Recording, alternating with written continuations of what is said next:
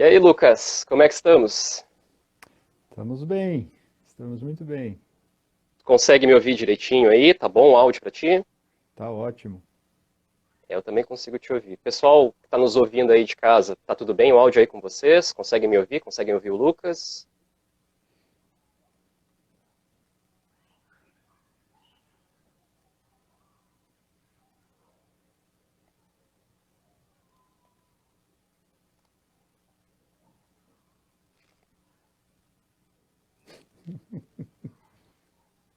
Beleza, então? Como é que tá aí, Lucas? Tá muito frio aí? Como é que tá o clima aí em Londrina? Não sei se Cara, você tá em Londrina, Londrina mas tá. enfim. Tô em Londrina sim. Londrina tá no alto inverno londrinense, ou seja, deu 31 Hum. graus hoje. Oi? É isso aí, Alto o inverno. inverno. É, alto inverno londrinense aqui é por aí, 30 graus todo dia. Ai, ai. É, é uma cidade tipicamente do tropical do interior brasileiro, né? Então a gente tem, Uhum. na verdade, as noites geladas, mas durante o dia faz muito calor. É muito É, seco o aqui, ar, né? Então a gente tem uma variação aí sim. de quase 15, 20 graus todo dia. Uhum. Ah, isso deve ser horrível. Aqui em Pelotas, a gente está passando por um frio tenebroso aqui. Hoje até que fez uma temperatura razoável, na casa aí dos 13 graus, mas as últimas madrugadas estavam na casa de 1 grau. Então, eu vi umas previsões aí que estavam dizendo na casa de 0, -1. Então, foi bem complicado dormir esses últimos dias Opa, aqui. A coisa estava bem bateu umas séria. saudades agora. Deve bater saudade da Alemanha, né? Onde tu estudou, lá é É, outro lá clima, era outra frio, mas a temperatura. gente não sente frio, mas bateu saudade de Curitiba, né? De onde que eu sou e aí é isso, né? Você congela dentro da cama.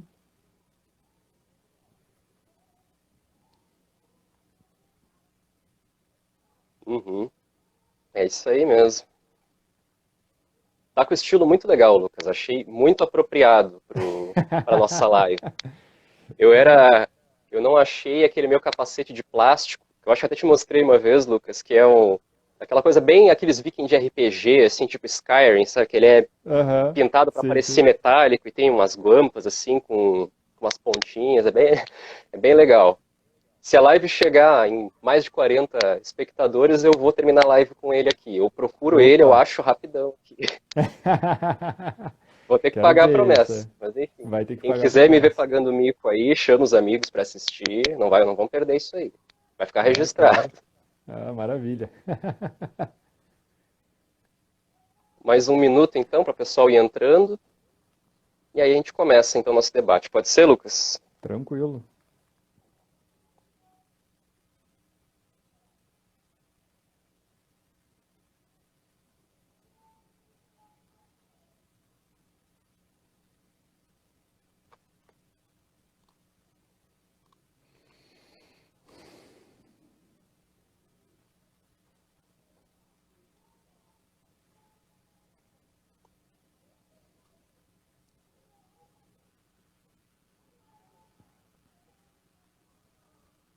18:05 aqui para mim. Podemos começar então, galera?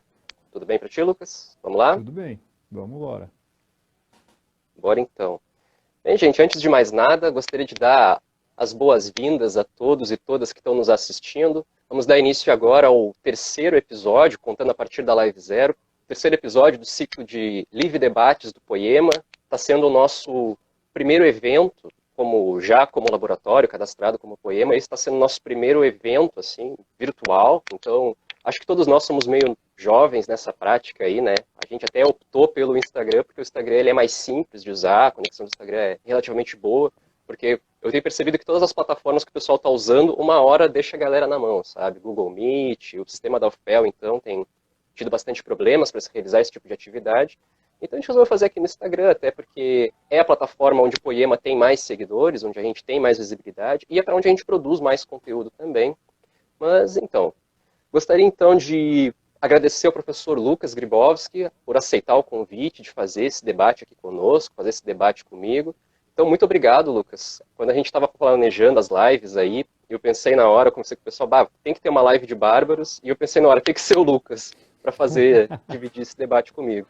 Então é uma felicidade muito grande para mim, uma honra para mim, porque eu já te falei isso em algumas situações, sou muito fã do teu trabalho, eu gosto muito, desde que eu te conheci em 2016, lá em Porto Alegre, gosto muito da tua produção, então para mim não deixa de ser uma honra estar aqui dividindo esse espaço contigo, podendo aprender contigo aí uma série de coisas que a gente vai discutir agora. Deixa eu Uhum. apresentar nosso convidado, gente. Professor Lucas Gabriel Gribowski, eu vou ler aqui no escavador o perfil dele, ok? Eu encontrei aqui, peguei aqui rapidinho. Lucas é professor adjunto A na área de concentração de História Antiga e Medieval da Universidade Estadual de Londrina. É doutor pela Universität Hamburg, com tese sobre as concepções de virtude política na obra de Otto de Freising e Bernardo de Claravaux. Autor também nos seguintes temas: Poder e Cultura na Idade Média, Relações de Poder na Baixa Idade Média Portuguesa, Castelos e Fortificações Medievais, Sociedade Política Imperial da segunda metade do século XI e século XII, Historiografia Medieval. Entre 2015 e 2016, desenvolveu o projeto de pesquisa junto à Universidade de São Paulo, projeto de pós-doutorado, no caso, sobre o processo de cristianização da Escandinávia na Idade Média, a partir do relato de Adam de Bremen. Acho que a gente vai falar um pouco dele hoje, né, Lucas? Vamos. É fundador e coordenador do grupo de pesquisa Leituras da Escandinávia Medieval. Entre setembro de 2016 e setembro de 2018, atuou como docente CRS da área de História Antiga e Medieval junto ao Departamento de História da Universidade Estadual de Londrina. Nessa instituição, realizou entre outubro de 2016 e outubro de 2018 o projeto de pesquisa intitulado Religião e Política, a Cristianização da Europa Setentrional entre os séculos 8 e 13. Entre julho de 2018 e fevereiro de 2019, desenvolveu o projeto de pesquisa A Percepção da Mudança Religiosa, Missão, Conversão e Cristianização do Norte da Europa e a Formação da Religião Cristã no âmbito do Programa Nacional de Pós-Graduação da CAPES. É também primeiro tesoureiro da Associação Brasileira de Estudos Medievais, a ABREM, na gestão 2017 a 2019, tendo sido reeleito para a gestão 2019-2021. Espero não ter pulado nenhum detalhe importante da tua formação, Lucas, Não, não. mas vamos começar então pelos tópicos. Eu vou abrir aqui o meu PDF, que eu compartilhei com o Lucas, que a gente combinou de tratar hoje. Então eu gostaria de começar pelo tópico principal que a gente havia combinado, Lucas. O que é um bárbaro? Quem são os bárbaros? Quem são os povos que recebem esse título aí? Disserte a respeito. Bom, eu acho que a melhor maneira de a gente definir o que é um bárbaro ou a maneira mais fácil, mais direta de definir o que é um bárbaro é o outro. O bárbaro é o outro, né? Basicamente ele surge nesse contexto na Grécia Antiga, em que se buscou definir quem não era partícipe, não comungava da cultura grega. Isso já no século 6 a.C. E aí os gregos vão dar esse nome bárbaro nesse período para todas as populações que não falavam grego, que era o elemento unificador dessa cultura grega.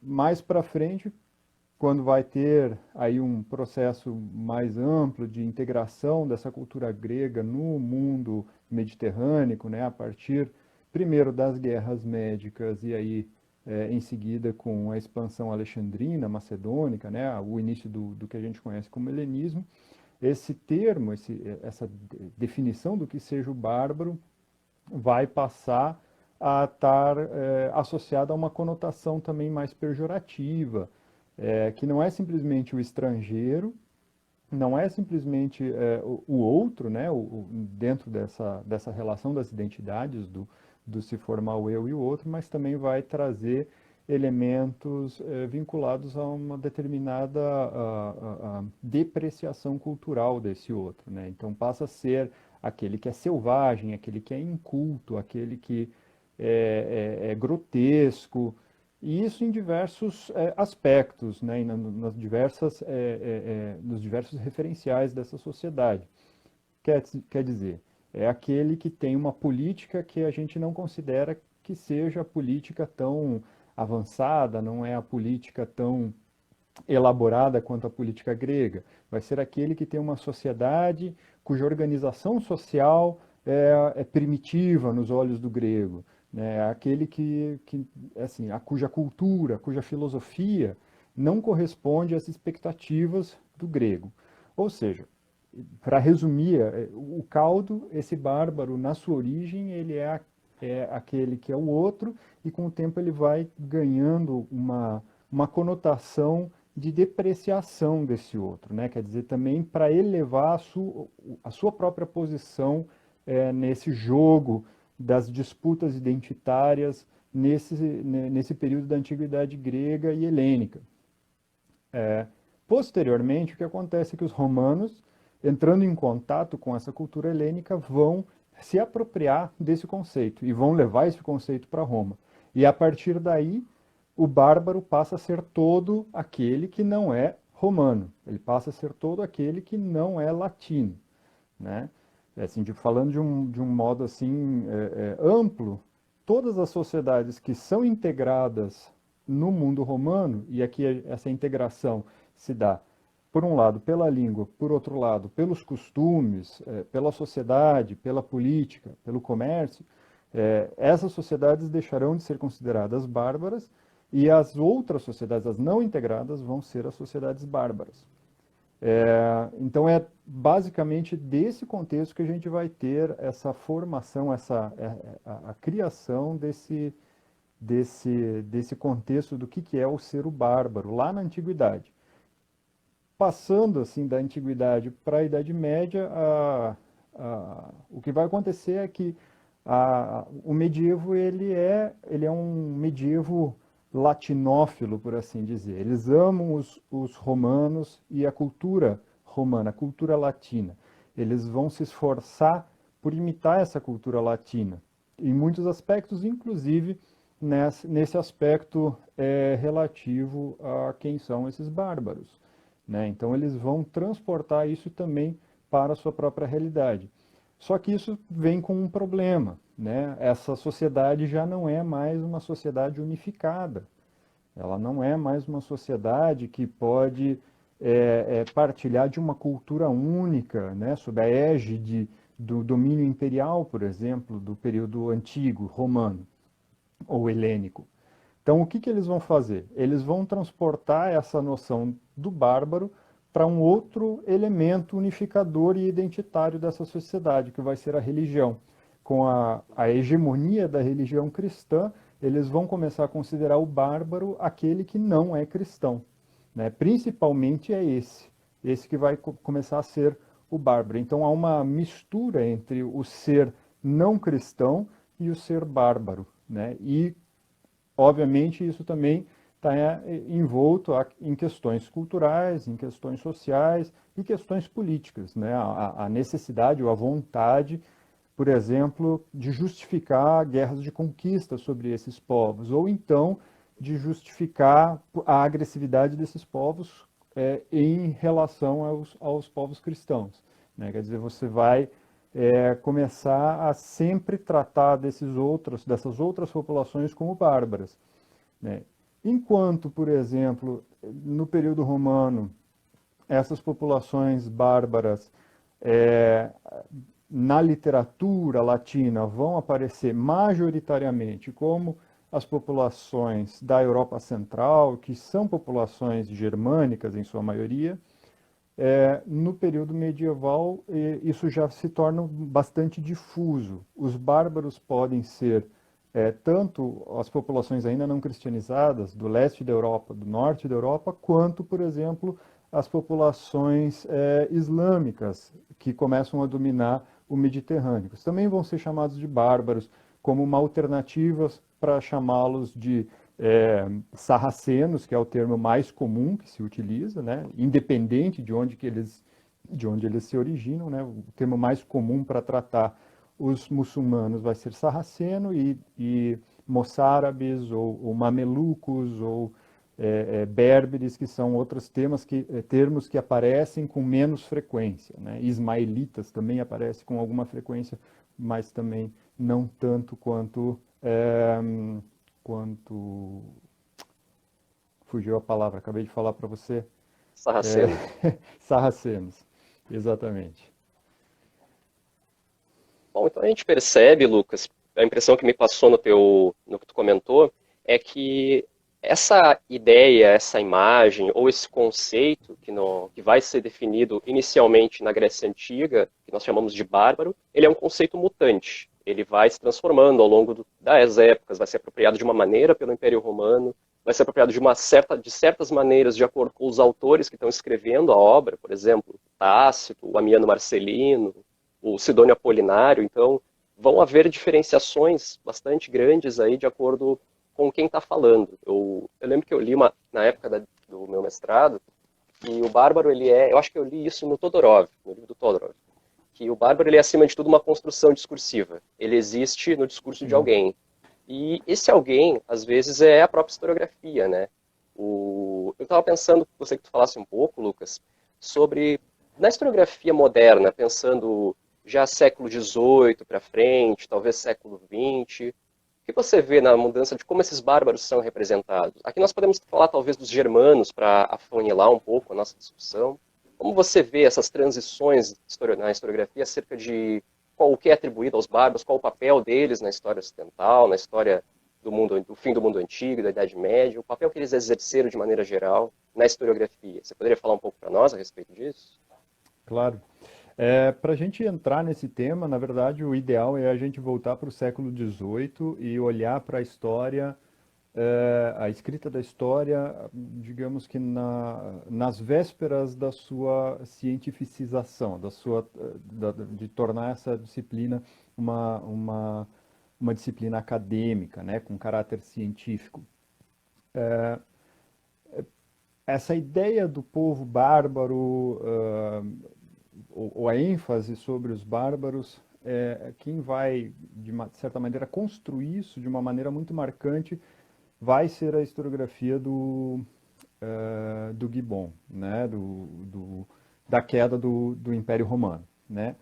Por quê? Porque, segundo as suas análises, ele pegando os textos desses autores antigos, desses historiadores antigos e etc., ele vai analisar e vai considerar que aquilo que esses historiadores estão falando a respeito desses povos bárbaros, deles atacarem os limites dos romanos, de eles trazerem influências da sua cultura para dentro do Império Romano, ele vai analisar isso, vai considerar isso dentro da sua interpretação como elemento chave para a desestruturação e destruição desse Império Romano. Então é a partir dessa análise, dessa interpretação, que ele vai apresentar para uma ruptura de um mundo antigo para um mundo, na transição para um mundo medieval, marcada por uma coisa que vai ser chamada de invasões bárbaras. É ali que ele vai marcar uma forma de se interpretar esses povos bárbaros. Né? Então eles vão começar a ser vistos como uma sociedade organizada, uma sociedade centrada em um objetivo bastante claro de enfrentamento com o Império Romano, de invasão e conquista desse território romano, e também vai ser marcado como uma sociedade brutalizada, uma sociedade inculta, uma sociedade sem regras, com uma sociedade com uma cultura grotesca e etc. Né? Então, é ali que vai começar a aparecer isso. Né? O Gibbon, ele está, na verdade, ou não só fazendo isso, mas ele está, em parte, preocupado em discutir problemas da sua própria época, né? Dos imperialismos, das expansões dos impérios nesse século, na segunda metade do século XVIII, né? Ele está preocupado com essas questões. O século XIX vai, então, pegar esse material do Gibbon e ele vai olhar para esses povos que se locomoveram e que se instalaram no Império Romano, nessas chamadas invasões bárbaras, e aí ele vai começar esse século XIX, aí já com uma historiografia que está se profissionalizando, eles vão juntar isso com uma necessidade política própria desse século XIX, que é marcar as origens de um Estado nacional. E aí eles vão começar a olhar para esses povos bárbaros como os antepassados, né? A gente vai colocar o Urvolk, né? a origem dos povos que dão sustentação aos estados modernos. Então, vai ser nessa historiografia do século XIX que nós vamos encontrar os referenciais para definir que esses bárbaros vão, na verdade, transformar um império romano já decadente, um império romano que está marcado por uma série de questões problemáticas do seu autoritarismo, da sua decadência moral e etc. E esses povos germânicos que vão dar origem às grandes potências europeias do século XIX, é ali que eles vão encontrar a sua justificativa para sustentar a formação desses países. Então, esse bárbaro ele passa a ter uma visão positiva, ou começa-se a dar uma melhorada, digamos assim, na percepção que se tem dessas populações. O que é interessante aqui é pensar que essas populações, elas mesmas, elas são artificialmente quase que criadas por essa historiografia do século XIX para justificar a existência dos estados modernos, né? Então é proposto que sejam povos numerosos, coesos, com uma cultura própria, que se difere marcadamente da cultura latina, quer dizer, se mantém o discurso da ruptura que se tem já desde do Gibbon, mas em vez de uma ruptura voltada para aspectos negativos, uma ruptura voltada para aspectos que podem ser positivos. Por quê? Porque eles demarcam, então, as novas territorialidades, as novas políticas que se pretende promover até esse século XIX para justificar, por exemplo, a existência de uma Alemanha, a existência de uma França, a existência de uma Bélgica e assim por diante. Quer dizer, os próprios nomes que esses países vão escolher para si têm a sua raiz lá nesse passado da transição da antiguidade para o medievo, né? Daquilo que a gente vai chamar de antiguidade tardia, um termo que, na verdade, só vai surgir agora no final do século XX. Para o século XIX não existe, termina no século V, a antiguidade acabou e aí começa o medievo, né?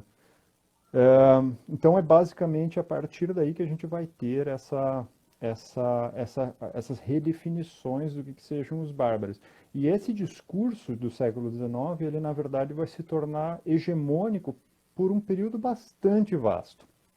Ele vai ser um discurso aí que a gente vai verificar uma hegemonia de 100, 150 anos de um discurso de que são povos bárbaros, que são coesos, que tem uma movimentação e uma expansão coordenada, organizada, que as invasões ao território romano são, de certa maneira, planejadas, são pensadas, são articuladas, e por isso também são tão têm tanto sucesso, né? São tão bem-sucedidas, né? Vai ser só a partir dos anos 70 que a gente vai começar a ver uma releitura dessa visão dos povos bárbaros.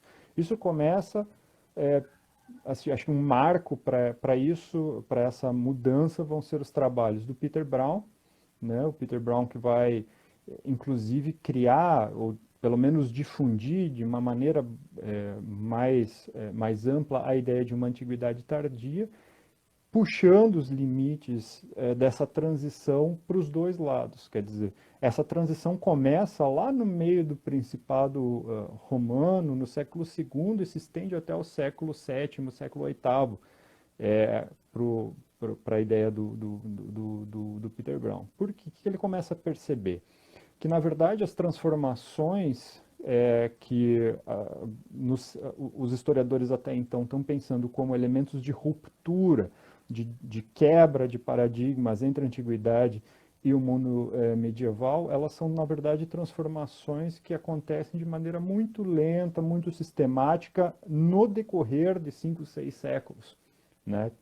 Então, ele acaba mudando um pouco essa perspectiva. Na sequência, o que a gente vai observar também é, na historiografia germânica, principalmente num conjunto de pensadores que vai se formar em torno da Universidade de Viena, que a gente vai chamar de a Escola de Viena, eles vão começar a olhar a fundo quem que são esses povos bárbaros, na verdade, esses grupamentos que estão entrando no Império Romano e etc. E eles vão perceber uma coisa bastante interessante, que, em primeiro lugar, a gente não tem quase notícia desses povos bárbaros antes de eles adentrarem o Império Romano ou de ter um contato mais sistemático com os romanos.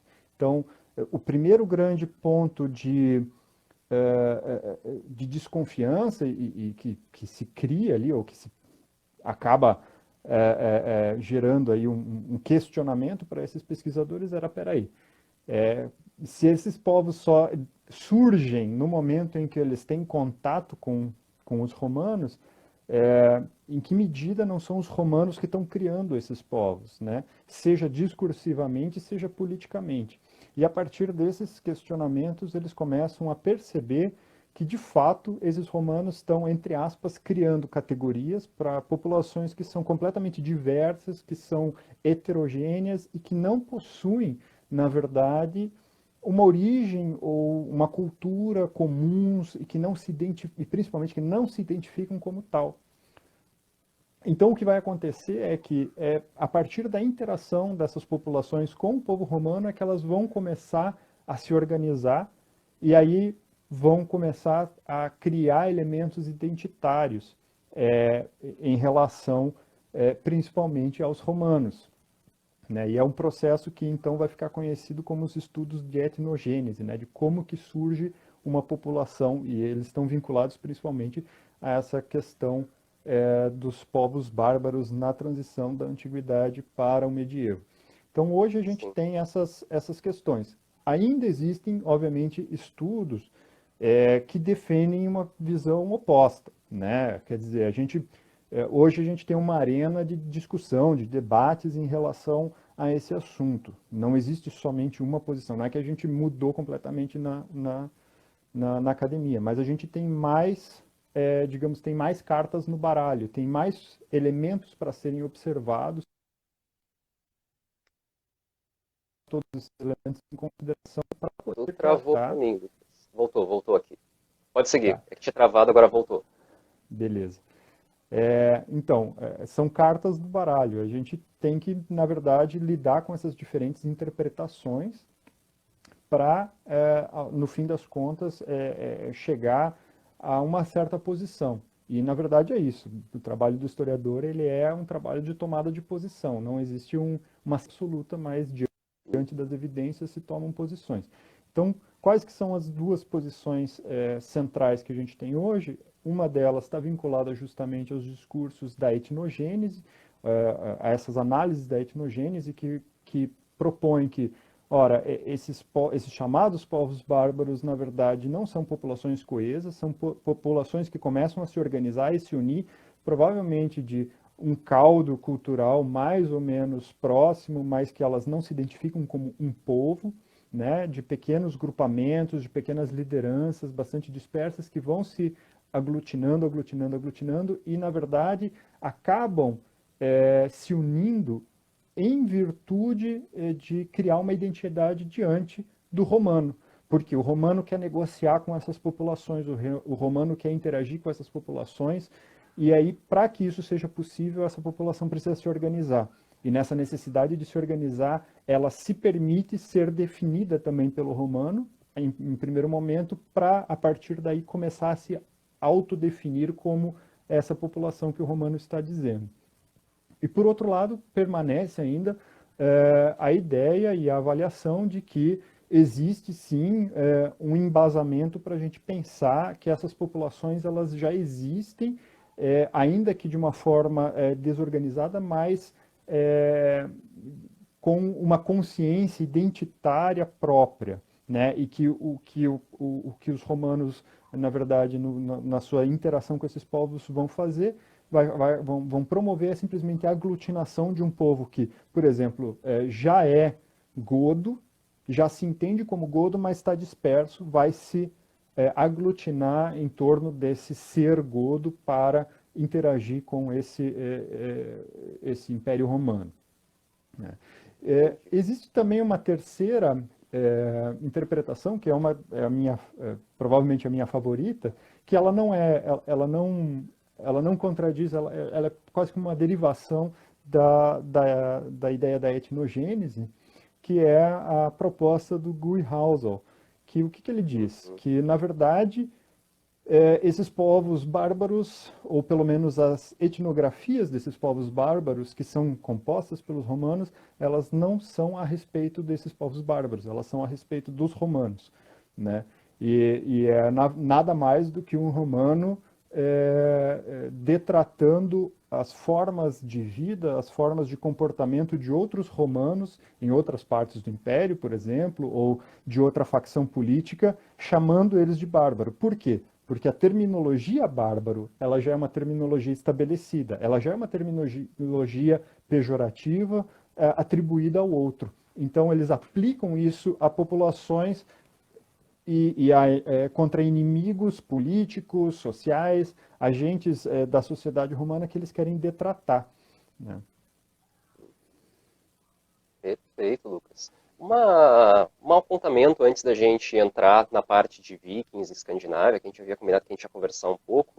Como tu vê o papel da escola canadense com relação a isso? Que no fim dos anos 70, 79, não sei se é 79 ou 80, o Walter Goffard, que seria o pai dessa historiografia canadense aí, lança o seu livro, que vai ficar famoso pela negação das migrações. Ele vai dizer que não ocorrem processos migratórios, que esses fluxos migratórios, eles basicamente estavam seguindo num ritmo natural, ou seja, não entraram muito mais bárbaros no Império Romano no século V do que já vinha entrando antes. Essa é mais ou menos a ideia Uhum, dele, de que uhum, essas migrações ou invasões bárbaras, chame como preferir, seria mais o fruto de uma construção ideológica, especialmente alemã. Ele aponta muito o dedo para os alemães nesse sentido. E ele é um cara que polemizou bastante. Quando ele vem, né, com essa ideia de negar as migrações ou invasões, o pessoal realmente cai uhum, matando em cima dele. Essa ideia da continuidade absoluta, de que os primeiros reinos medievais, ele se foca muito no Mediterrâneo, né, ostrogodos, visigodos, uhum. burgúndios. Ele não vai para muito longe, assim, geograficamente. E eu gostaria de saber o que tu pensa acerca dessa historiografia aí canadense, que pensa só a continuidade, como se esses invasores ou imigrantes não tivessem tido nenhuma contribuição para o que vai se formar no medievo. Como tu vê essa historiografia aí?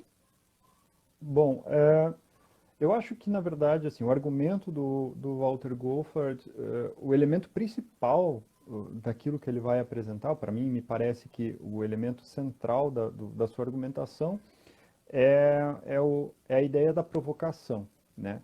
Porque o que ele está observando é que, de fato, existem povos que não são latinos e que transitam por esse território romano com certa liberdade e num trânsito que pouco seria notável, digamos assim, né? Ele lança a ideia de que essas fronteiras são fronteiras não fechadas, mas como uma peneira, né? Como uma fronteira que permite uma certa transição. E isso é importante para quê? Para a gente conseguir perceber que, de fato, existiam essas transições, de que existia essa movimentação e que era possível que esses povos adentrassem o Império Romano. Eu acho que ele tem uma posição que é bastante radical no que diz respeito à continuidade desse Império Romano. Eu gosto que algo que não seja nem tanto 8 nem tanto 80, né? Uhum. Nem tanto céu, nem tanto a terra. Um meio termo entre o que é essa proposta de absoluta continuidade e o do que é uma proposta de absoluta ruptura entre essas duas posições, né? Entre esses dois extremos. Por quê? Porque eu gosto de comparar com o que acontece em outros períodos de migrações intensas. A- Deu uma travadinha aqui. Acho que já vai voltar. eu já comecei a te ouvir de novo. Voltou já. Tá. Voltou. Então, me parece que um dos problemas, um dos problemas que a gente pode pensar aqui é justamente de que maneira essas interpretações servem a, aos discursos e às posturas políticas do tempo contemporâneo. Porque, na Uhum. verdade, falar sobre absoluta continuidade ou absoluta ruptura tem muito a ver com as posições políticas do mundo contemporâneo. Se a gente for olhar para a Europa do século XXI, a Europa de 2015, 2016, das ondas migratórias de refugiados, a gente vai começar a entender um pouco de certas posturas na academia em relação ao problema da migração, né? Quer dizer, se ela deve ser impedida ou não. Mas a gente geralmente esquece de olhar para o século XIX e é um século de migração. E é um século que vai discutir e criar os conceitos de invasão por outros povos, de invasão germânica, por exemplo. Num período em que a Alemanha está exportando mão de obra para o mundo inteiro, né? Uhum.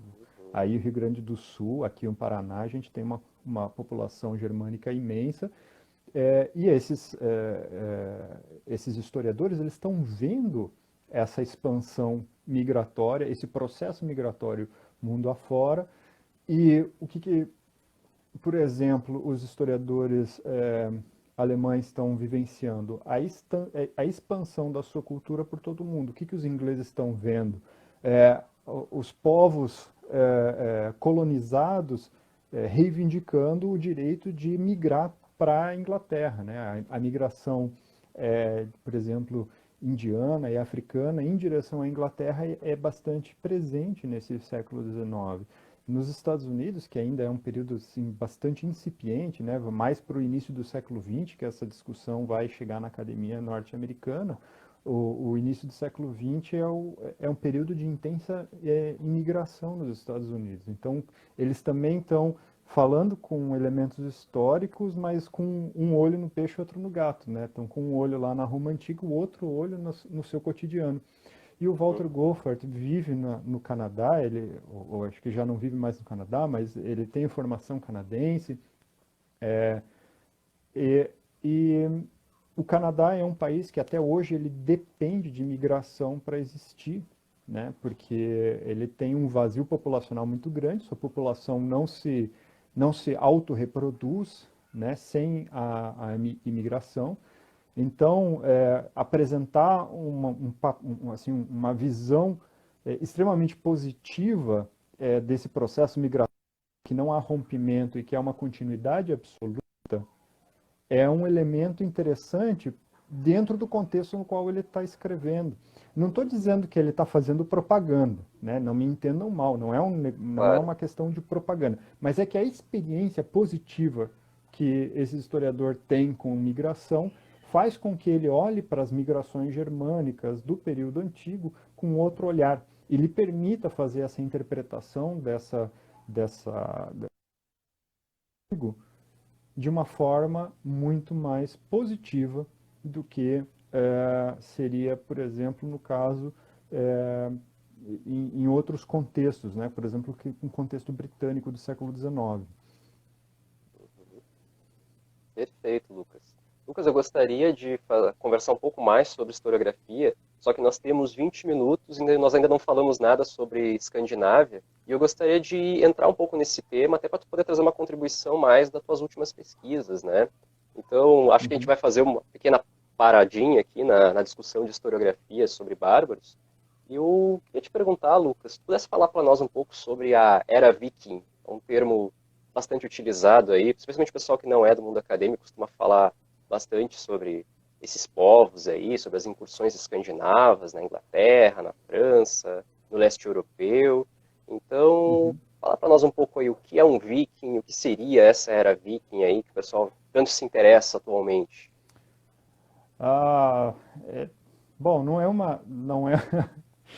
uma questão muito fácil, especialmente porque mesmo dentro da academia as opiniões variam bastante. Eu acho que dentro da academia, dentro do conjunto de pesquisadores que lidam com o tema, e não só dentro do Brasil, quer dizer, não só aqui na periferia da periferia da periferia, mas lá nos centros de grande produção acadêmica em relação ao tema, há hoje, em curso hoje, uma grande disputa sobre o que significou esse período e se é adequado continuar observando ele como é, uma era viking, tá? Uhum. Não é um termo que caiu, ele continua sendo utilizado e etc.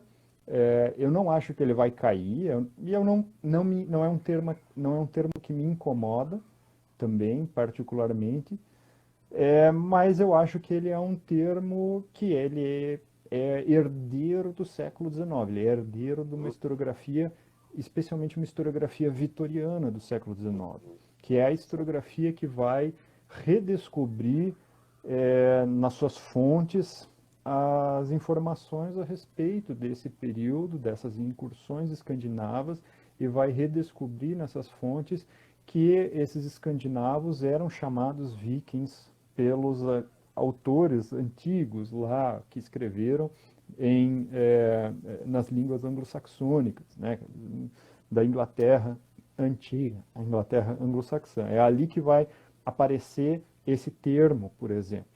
O termo existia entre essas populações, esses próprios povos chamados vikings, que eu prefiro chamar eles de escandinavos, como população, prefiro chamar de populações escandinavas, eles usavam o termo viking, eles usavam.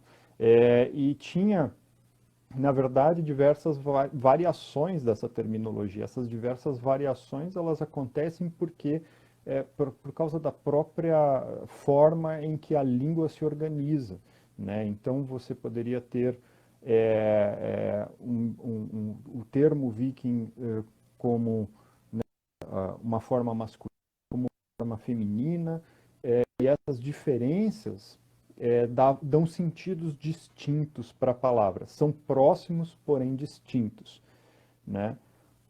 Uma das definições com as quais eu trabalho, quer dizer, trabalho por quê? Porque ela aparece nas minhas fontes, né, no Adam de Bremen. É, que o Adam de Bremen, sendo um autor do século XII, ele coloca no texto dele que esses povos se chamam vikings. E aí ele explica o que, que isso significa, o que, que esse termo significa. E ele vai explicar isso de duas maneiras. Ele vai usar um termo que até hoje há muito debate do que isso significa, que é o termo ascomanos, né? E é uma forma latinizada de um termo saxão, um saxão antigo, mas cujo termo original, quer dizer, o termo que ele latinizou, se conseguiu definir que termo que é, porque não tem outras fontes que tragam essa terminologia. E dentro das derivações etimológicas, da filologia, etc., ainda não se definiu a que termo que ele está realmente se falando, mesmo porque ele pode ter criado um neologismo no saxão e latinizado esse neologismo. Então, o termo ask tem uma relação com um tipo de madeira, né? E ele aparece no nórdico antigo também, né? Tem o mito, um dos mitos de criação da raça humana que fala sobre Ask e Embla, né? Que seriam os dois primeiros humanos, uma espécie de Adão e Eva. E Uhum. esse termo Ask, então os ascomanos, é, alguns pensam que tem aí uma relação com isso. Mas além do termo ascomanos, ele usa um termo latino clássico para definir o que são esses vikings. E é pirata, né? Então, Uhum. dentro do universo das pessoas com as quais ele tem contato, que são escandinavos, são dinamarqueses, da corte dinamarquesa do século XI, essas pessoas informaram ele de que existem esses grupos lá no norte, na Escandinávia, que se chamam vikings, e que esses grupos se traduz literalmente por piratas. Existem outras possibilidades de tradução.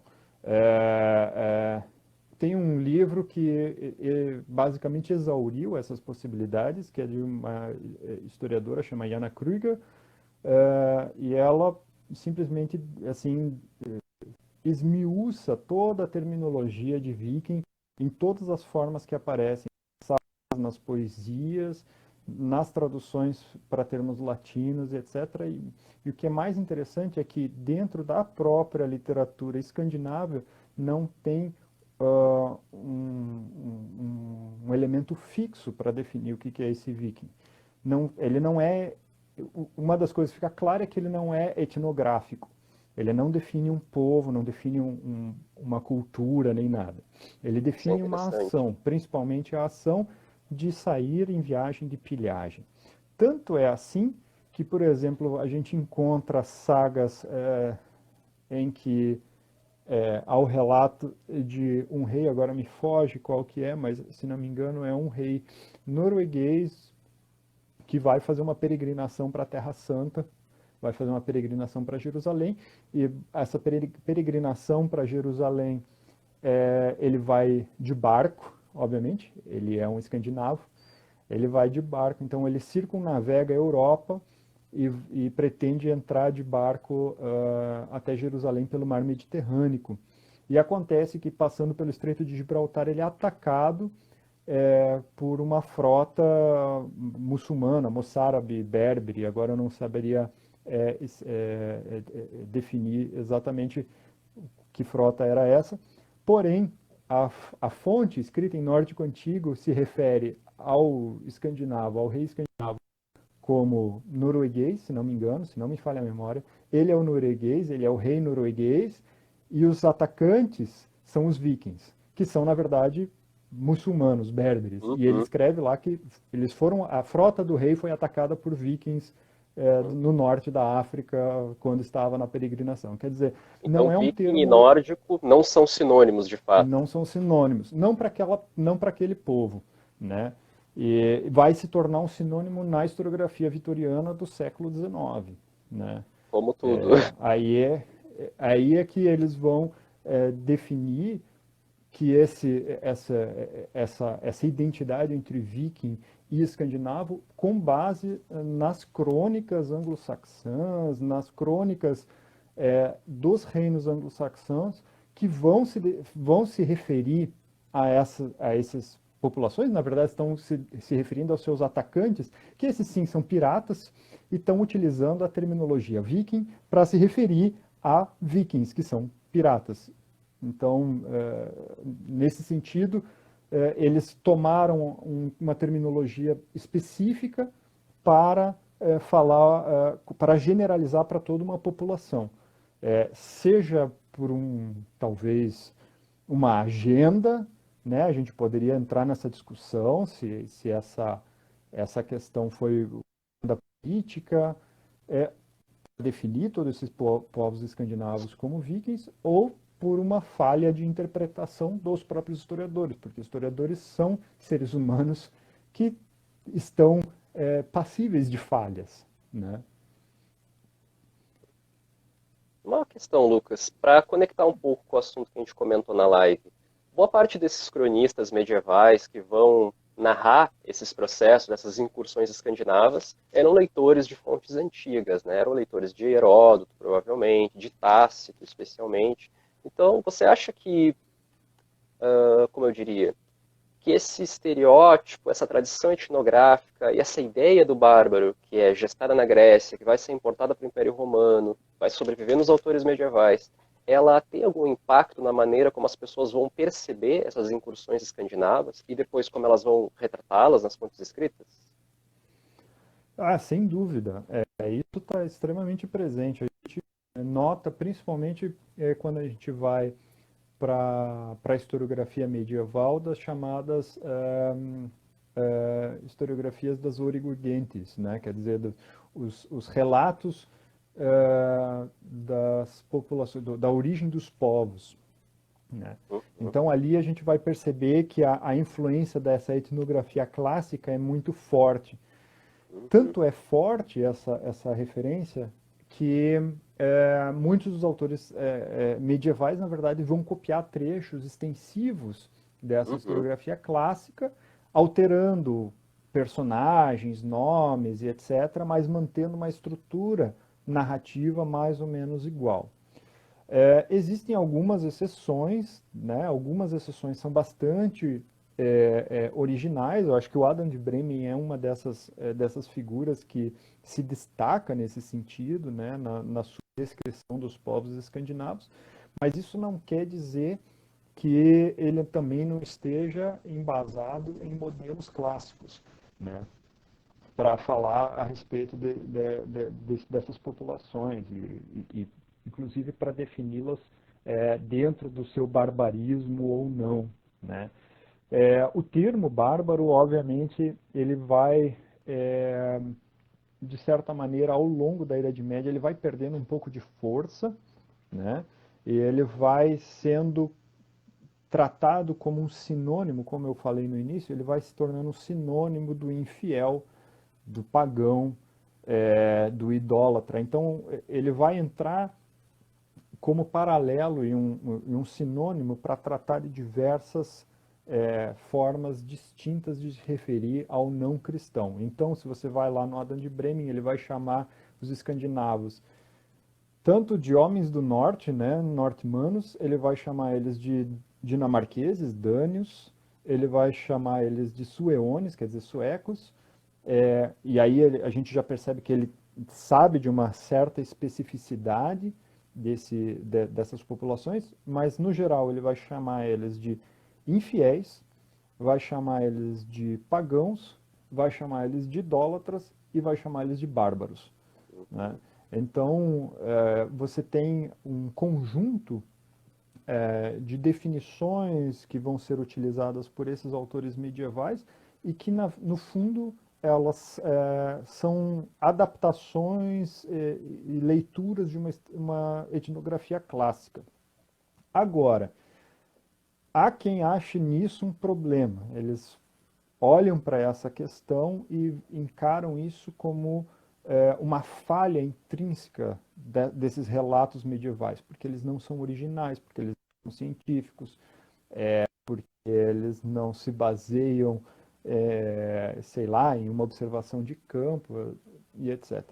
Mas, na verdade, é um problema muito mais, pela minha interpretação e das pessoas com as quais, cuja opinião eu comungo, é um problema de reconhecimento do que é a historiografia e essas narrativas de origens dos povos, etc., da Idade Média.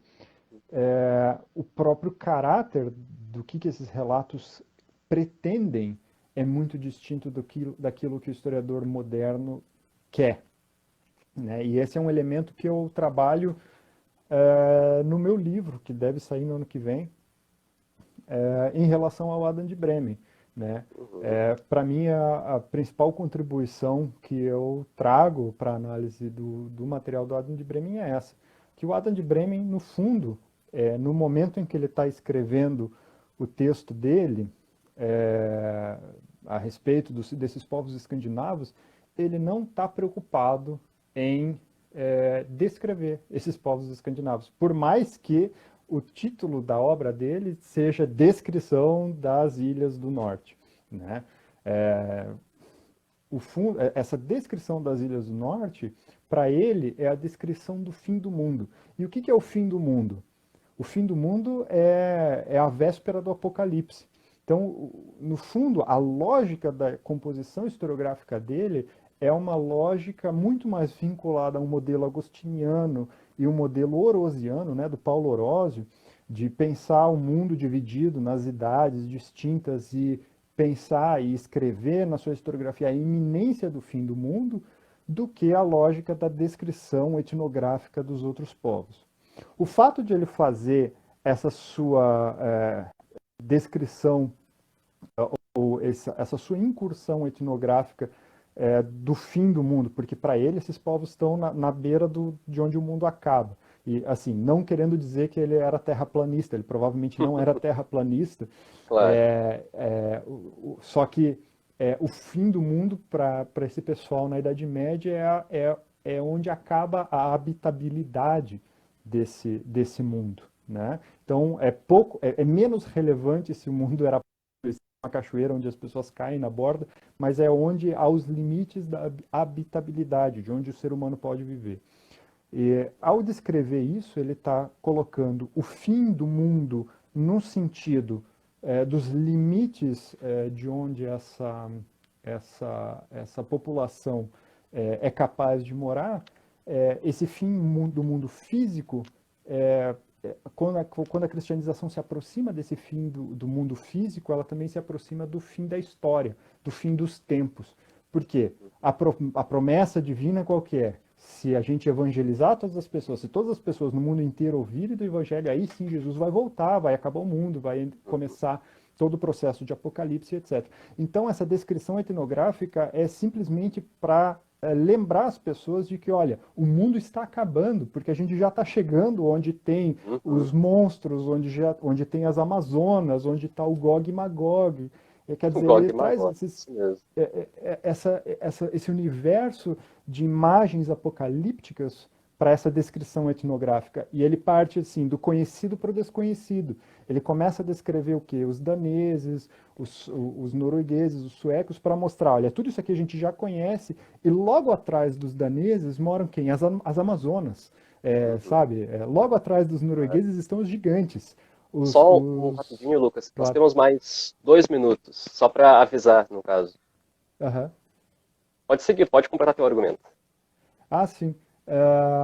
Então, essa é a questão, né? Tipo, logo atrás desses suecos que a gente já está cristianizando, ali só vivem os monstros, né? Uhum. E aí, onde só vivem os monstros, não vivem mais humanos, então é o fim do mundo, chegou, o fim do mundo está iminente. Lembrar que ele está escrevendo isso no século XI, quer dizer, eles estão na expectativa de que o mundo vai acabar porque eles estão no milésimo ano, né? Quer dizer, no século do ano 1000, né? Então, essas questões milenaristas estão presentes ali. Lucas, daqui a pouquinho eu acho que já vai começar a contar. Ainda falta acho que 1 minuto e meio, mais ou menos, até começar a contagem aqui para encerrar a live.